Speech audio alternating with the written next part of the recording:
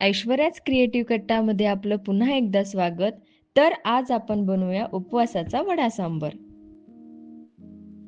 तर त्यासाठी 1 वाटी मी इथे भगर घेतलेली आहे, ती स्वच्छ धुवून घेऊया.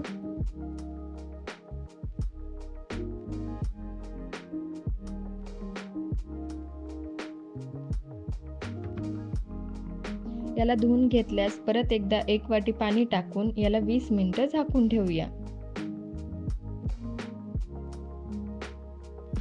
इकडे गॅसवर मी कढई ठेवलेली आहे, त्यात 2 वाटी पाणी गरम करायला ठेवूया.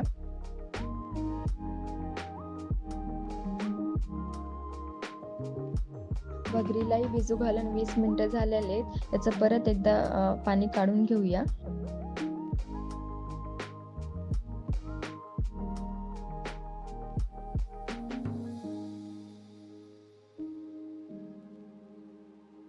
कढईत चवीप्रमाणे मीठ टाकून घेऊया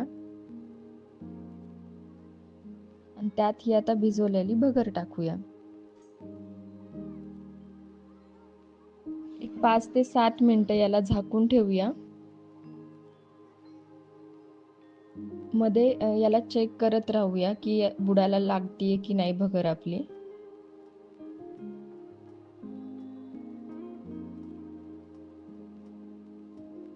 परत एकदा झाकून ठेवूया.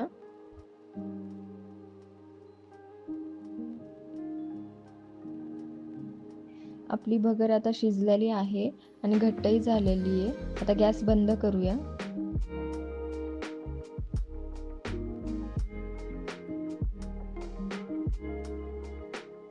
आणि याला बाजूला थंड करण्यास ठेवूया. इथे मी 1 मिरची बारीक कट करून घेतलेली आहे. ओलं खोबरं किंवा सुक्क वाळलेलं खोबरं असेल तर तेही चालतं, तर हेही बारीक कट करून घेऊया.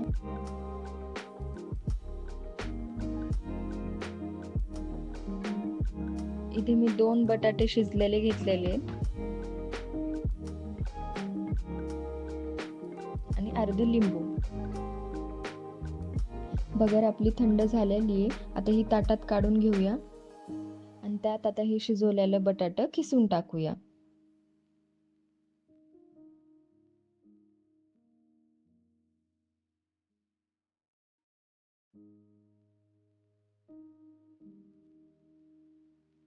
बारीक कट केलेली मिरची व खोबरं टाकून घेऊया. अर्ध लिंबू पिळूया. 2 चम्मच इथे भाजलेल्या शेंगदाण्याचा कुट्टा टाकलेला आहे.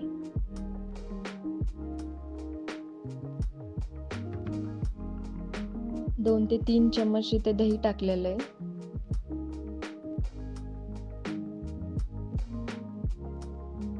एक चम्मच ठेचलेली मिरची टाकूया. भगर शिजवता वेळेस आपण मीठ टाकलेलं होतं, त्यामुळे आता थोडंसंच मीठ टाकते. आता याला मिक्स करून घेऊया.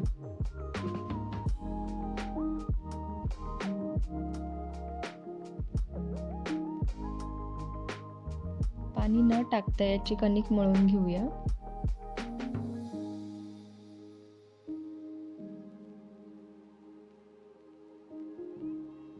कणिक आपली छान सॉफ्ट झालेली आहे. तर आता वडे करून घेऊया. मी हाताला इथे तेल लावलेलं आहे शेंगदाण्याचं. कणकेचा थोडासा गोळा घेऊन व्हिडिओत दाखवल्याप्रमाणे याचे वडे करून घेऊया.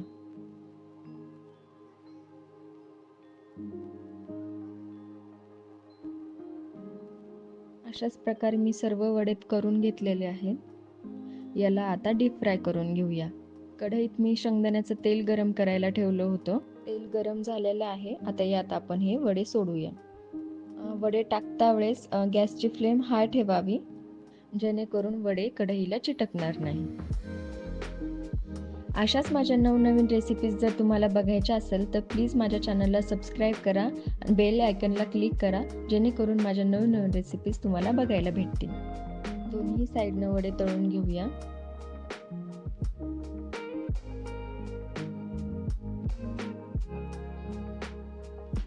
आपले वडे छान गोल्डन ब्राऊन झालेले आहेत. आता याला काढून घेऊया.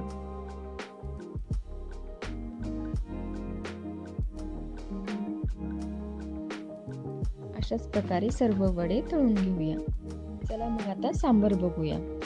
तर त्यासाठी मी इथे 1 वाटी भाजलेले शेंगदाणे घेतलेले, 4 मिरे घेतलेले आहेत आणि याला थोडंसं पाणी टाकून मिक्सरमध्ये ग्राइंड करून घेऊया. पातेल्यात मी थोडंसं तेल टाकून इथे 1 चम्मच लाल तिखट टाकलेलं आहे. मिक्सरमध्ये फिरवलेलं सारण यात टाकून घेऊया आता.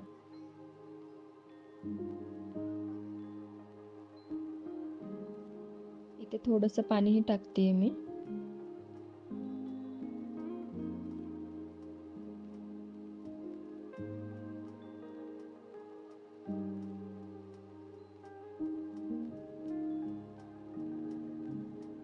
चवीप्रमाणे इथे मीठ टाकूया. याला छान आता उकळा फोडून घेऊया. हा वडा आपण दह्यासोबतही खाऊ शकतो आणि सांबर सोबतही खाऊ शकतो. वड्याला सांबरमध्ये आता डीप करून घेऊया.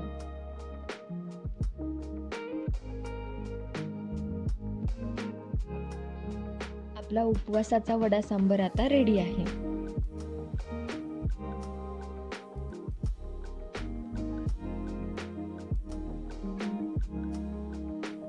Enjoy.